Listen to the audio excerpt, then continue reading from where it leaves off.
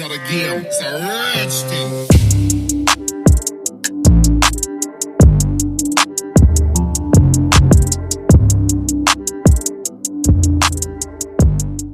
So thinking about multiplication, we can see that 3 times 2 is exactly the same thing as 2 times 3. 3 times 2 is 3 groups of 2. 3 groups of 2 altogether is 6. 2 times 3 is 2 groups of 3. 2 groups of 3 altogether is 6. The same works for fractions. Let's take a look at how this is similar for fractions. I want to know what a third of a half is, but I also want to see if a half of a third is exactly the same thing. When you're multiplying, think of the multiplication sign as the word of. So 1/3 of a half. So I take my half and I'm looking for 1/3 of it. So I'm looking for 3 equal parts that will be exactly the same as 1/2. So if I take a look at 1/3, nope, it doesn't even make 2. If I take a look at 2/4, but remember I need a third, so I need it to be 3 equal parts. Let's take a look at 3/6. So I found something that breaks up 1/2 into 3 equal parts. So 1/3 of a half is one of those. So 1/3 of a half is 1/6.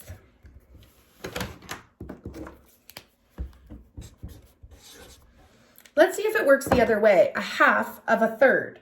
So here I have my third, and I'm looking for fractions where I can put 2 of them that are exactly the same as 1/3. Now, if my assertion is correct that I can multiply any which way, it should be that 2/6 will equal 1/3. And that's exactly what we see. So 1/2 of 1/3 is 1/6.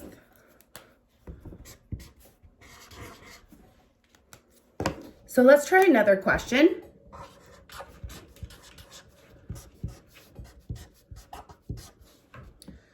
Suad has a quarter of a Snickers bar left. And I want 2/3 of her 1/4. Doesn't seem quite fair if I'm getting 2/3, but anyway. How much of the entire Snicker bar would I get? So she has a quarter, and I want to figure out what 2/3 of that quarter is. So here's a quarter, and I need to figure out 2/3 of that, which means I need to find something that breaks that up into 3 different parts so I can take 2 of them. So looking at my trusty 12ths, and I guessed correctly, 3/12 is the same size as 1/4. So if I want 2/3, 2 out of 3 of these is how much I will get from her 1/4. So you can also find an equivalent fraction, and we can see that 2/3 is exactly the same as 1/6. And remember, in every question, we want to reduce it down to its lowest form, or to the largest fraction that we possibly can. So let's take a look at what this would look like written down. So I know that 2/12 is 2/3 of a quarter. And if I divide both sides by 2, based on our earlier video, I know that 1/6 is my answer. Let's try this question the other way. So I want to find 1/4 of 2/3. So here are my 2/3. And I want to figure out what 1/4 of them is. So I need something that will be equal to this, but in 4 different parts. So I'm going to take a look at my fraction strips and try to find something. Nope. I should have 4 quarters to make that. I should have known that wouldn't work, because 4 quarters is 1 whole and 2/3 is not as big as 1 whole. So I'm going to go a little bit lower and try my 1/5. So 4/5. Does that equal? Nope, too big still. So I need to go down and find a smaller fraction. There we go. 4/6 is exactly the same as 2/3. So if I want to find a quarter of them, so 1/4, I can see that 1/4 of 2/3 is 1/6. See, ladies and gentlemen, it doesn't matter which way you multiply the number, you'll end up with the same answer.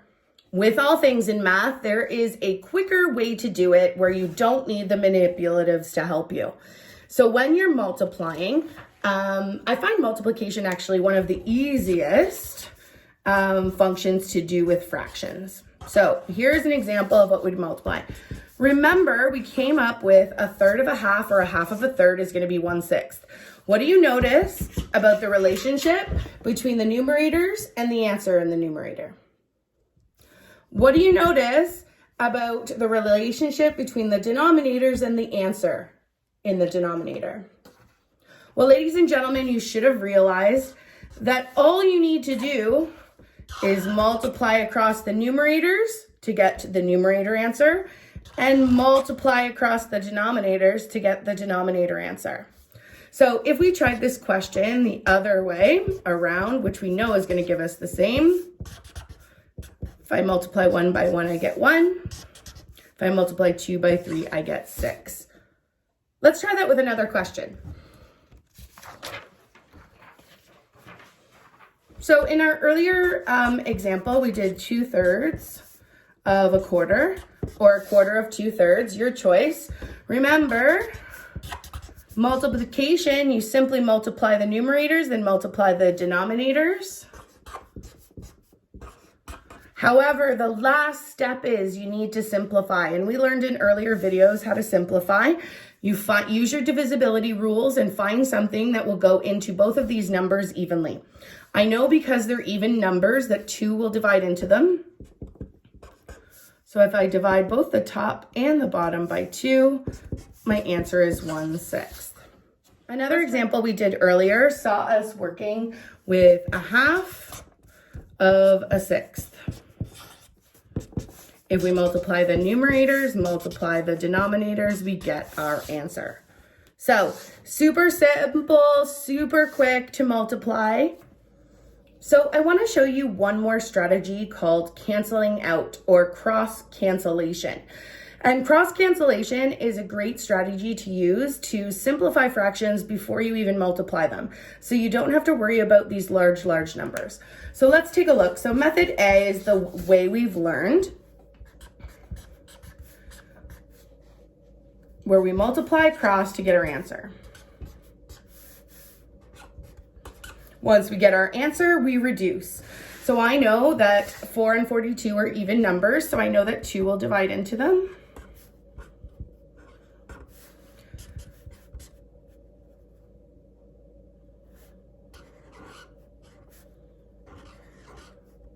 And I know that that is my fraction in the end. But there is a second way you can do these questions, and it is called cross cancellation. Here's how it works. So you have the same question. And what we can do is we can simplify before we even do the multiplication. And we do that by looking at the numerator of the first fraction and the denominator of the second. And we look at the denominator of the first fraction and the numerator of the second, and we simplify. So for example, 4 and 6 are both even numbers. So I know that 2 will divide into those. And the 4 will become a 2, and the 6 will become a 3. So our new fraction would be 2/7 and 1/3. That fraction is much easier to work with when I multiply across. And so there are less likely, or you are less likely to make multiplication errors. Let's take a look at that again. So here is another question. We have 3/5, and we're going to multiply that by 5/8. Now, using our cross cancellation, we're going to take a look at the opposite numerator and denominator based on the question. So 3 and 8, there's nothing that goes into 3 and 8 evenly, so I can't simplify that.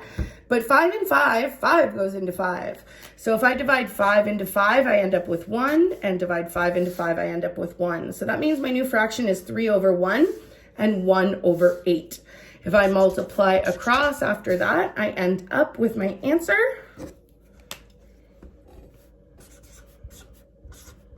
Three-eighths. Now take a look at this same question in our old method.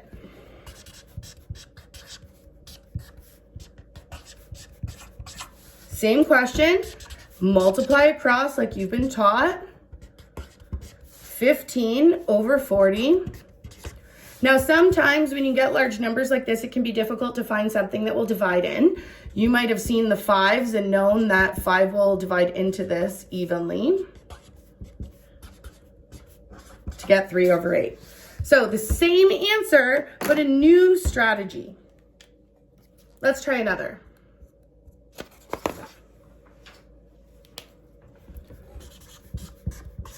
3/10 of 2/3. So if we're cross canceling, remember we're looking at the opposite numerator and denominator. So 2 and 10, they're both even numbers, so 2 goes into it. 2 goes into 2 once, 2 goes into 10 5 times. 3 and 3, I know that 3 goes into both of those evenly. 3 goes into 3 once, 3 goes into 3 once. I multiply 1 and 1, and I multiply 5 and 1. Much quicker. I'm just going to show you that same question in the old method we have. You end up with 6/30ths, and then you need to reduce them. So I know that 6 goes into 6 once, and 6 goes into 35 times. Now, I want you to practice cross cancellation, but you can use any of these methods that you like. Now, where most students get tripped up is when they see something like this.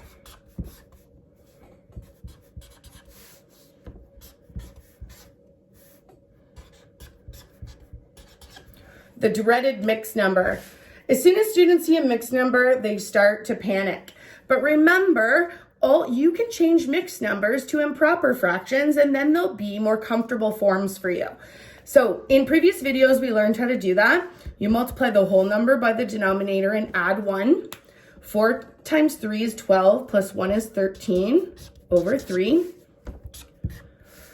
1 times 13 is 13, plus 2 is 15 over 13. Now, using our cross cancellation, we've now got a fraction that we're more comfortable with. And so we look at 15 and 3, and I know that 3 goes into both of those. 3 goes into 3 once, 3 goes into 15 5 times. 13 goes into 13 once, 13 goes into 13 once. So now my new multiplication is 1 times 5 and 1 times 1. I know that any fraction over 1 is just a whole number.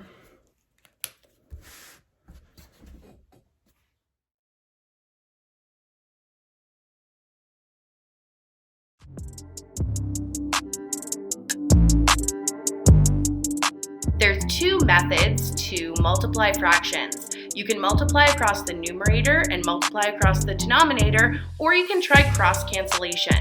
Don't forget, if you have a mixed number, turn it into an improper fraction first.